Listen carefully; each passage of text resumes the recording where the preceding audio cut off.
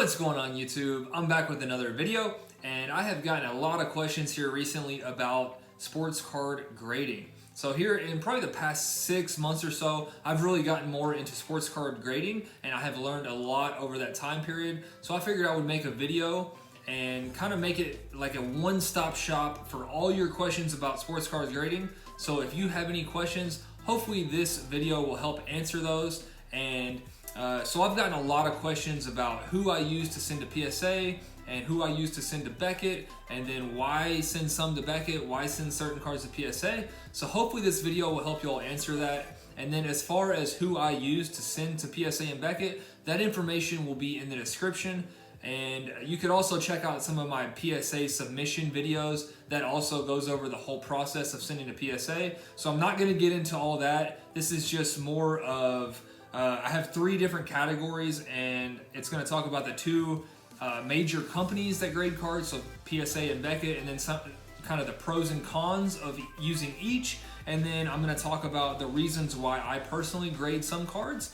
And then the last topic is going to be what players or cards I send to be graded rather than some others. So hopefully this video will be able to answer most, if not all, of your grading questions. And with that being said, we'll go ahead and hop right in. And the first topic I felt like was necessary to talk about are the 2 major grading companies. So as I said earlier, you have PSA and then you have Beckett, also known as BGS. So some of the pros of PSA 10s do command a premium. So your highest value graded cards are going to be PSA 10s.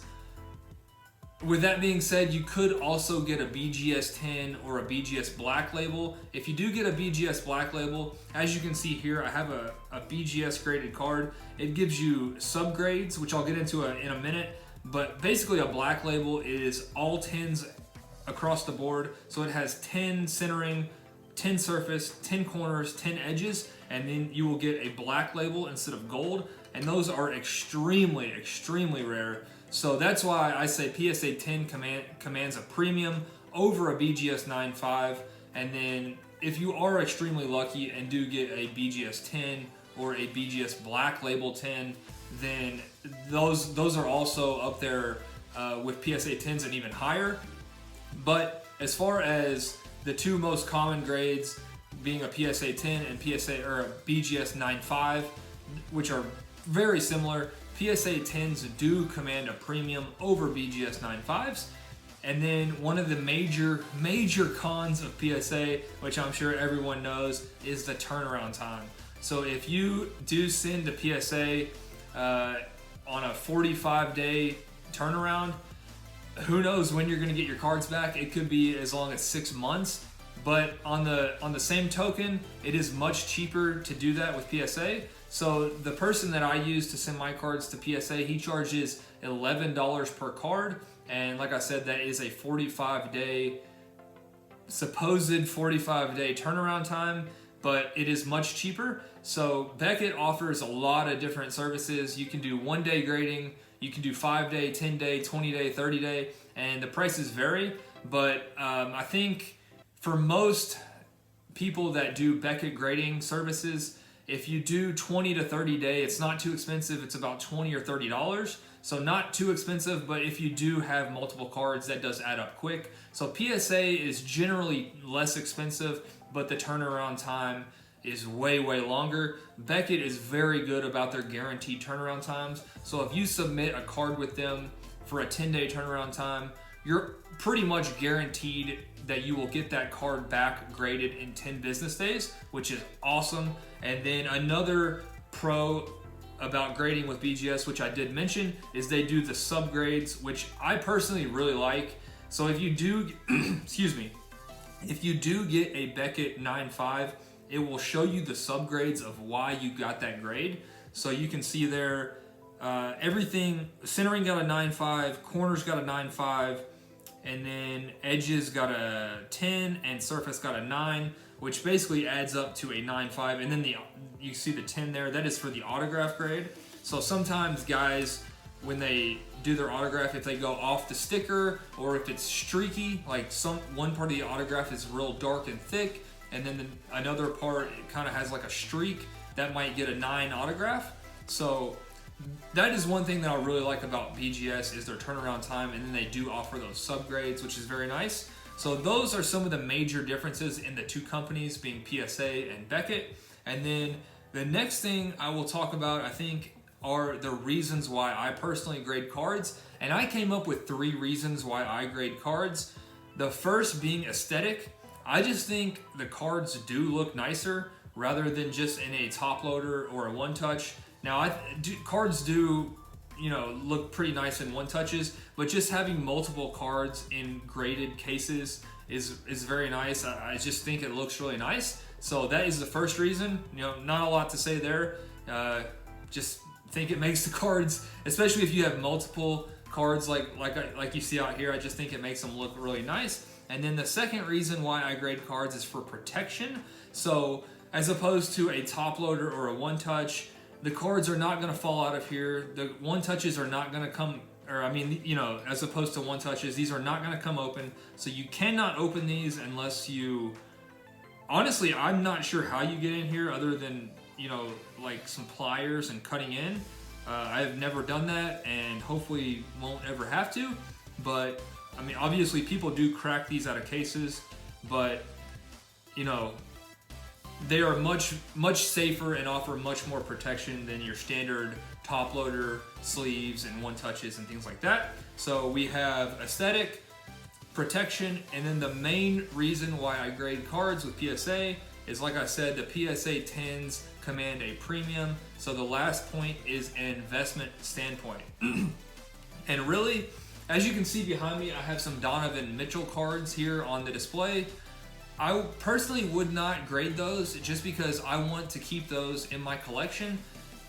And like I said, the main point of why I grade cards is for an investment standpoint and a return. So and I'll get into this in a minute. That was my last point of what cards or players I grade, but it's mainly players who I think have potential and could offer a big return down the line. So I guess with those 3 reasons of why I grade cards, we'll move on to what players and cards I grade. So as far as what players or cards anyone out there should grade, there's no right answer. You can grade whatever card you want. Like I said, I think they look nice and it offers protection that other cases and top loaders and whatnot do not offer. So you can really grade whatever you want. But like I said, I primarily grade from an investment standpoint.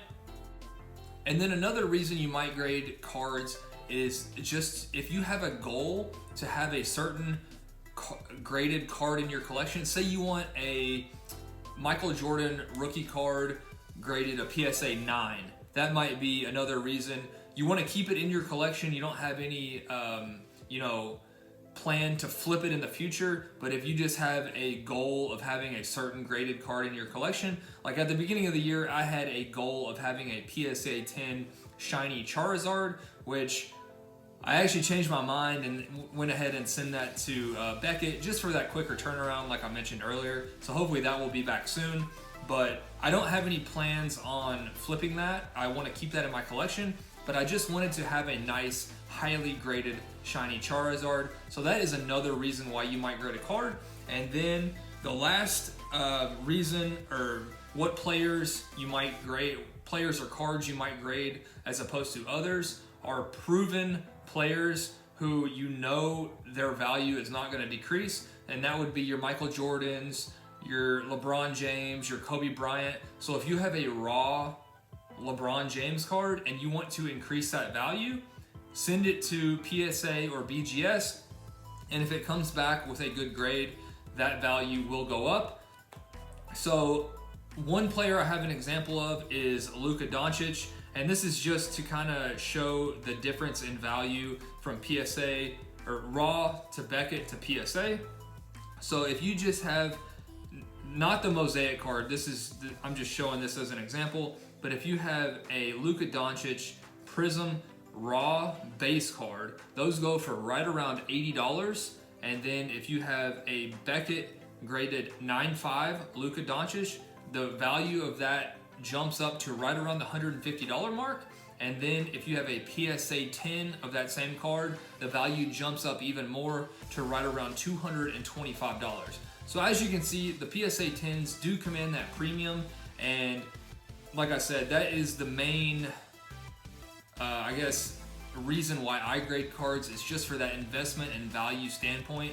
If you have a raw Luka Prism base card that's valued at right around $80, you grade it with PSA and it gets a 10 and it almost triples in value. So you want to grade your proven players or prospects who you think have a lot of potential. So you could make a ton of money if you have a lot of cards of a player that you believe in and you get those graded and you have the first ones to the market. You can make a lot of money. So a prime example of that last year would be a Luka or a Trae Young, and then a guy this year who I'm not really looking to grade just because I want to keep these cards in my collection, but a Sekou. If you were very early on investing in Sekou cards and sending those to be graded, you could make a lot of money right now that he's kind of blowing up and people realize that he has a ton of potential. So his cards have skyrocketed in value, and if you were some of the first people to grade those cards and you already have those back, you could have made a lot of money on Sekou. But it can also be risky as well when grading prospects, because on the other hand, they might not turn out and that value will decrease. So that's why you want to kind of have a steady mix of proven players such as LeBron and Kobe and MJ, and then maybe a few prospects as well, just in case they do blow up, their value will increase. But that is pretty much all I have to say about card grading. So I've been doing this for 6 months or so now, and I have learned a lot. So hopefully this video helps you guys out a little bit, and hopefully you learned something as well. And again, all the information on the people that I use for Beckett and PSA will be in the description. So make sure you check that out if you are interested in sending your cards in to be graded. And that is going to do it for the video. So I hope you guys did enjoy, and I will see you soon.